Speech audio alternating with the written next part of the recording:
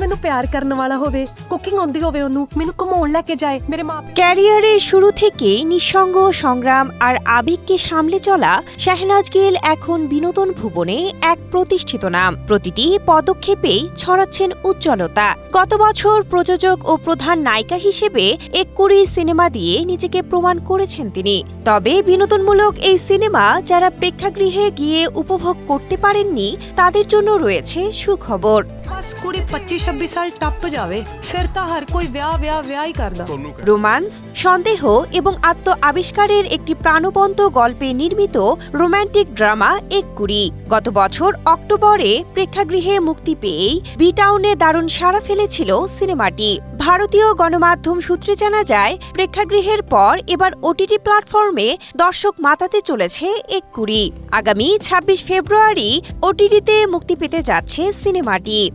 ਮੈਨੂੰ ਕੁਝ ਗੜਬੜ ਲੱਗ ਰਿਹਾ ਵਾ। সিনেমার গল্পে দেখা যায়, ভাঙা হৃদয়ের পরিবারের এক তরুণী তার সাজানো বৈবাহিক সম্পর্কে সন্দেহ করতে শুরু করে এবং তার বাগদত্তার রহস্যময় অতীত উন্মোচনের চেষ্টায় মত্ত হয়।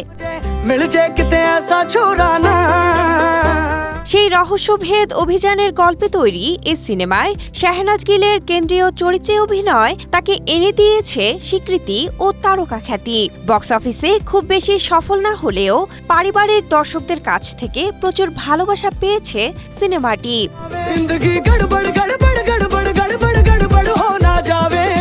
2019 সালে জনপ্রিয় রিয়েলিটি শো বিগ বস 13-এ অংশ নিয়েই বেশ জনপ্রিয়তা অর্জন করেন শাহনাজ গিল। এরপর শিবদি কিতাব মিউজিক ভিডিও দিয়ে আলোচনায় আসেন তিনি। সাত শ্রী আকাল ইংল্যান্ড দিয়ে বড় পর্দায় যাত্রা শুরুর পর কালা শাহ কালা, হনসলা রাখ আর বলিউডে কিসি কা ভাই কিসি কি জান ও থ্যাংক ইউ ফর কামিং সিনেমায় দুর্দান্ত অভিনয় করেছেন এই সুন্দরী। বিনোদন ডেস্ক, এশিয়া পোস্ট।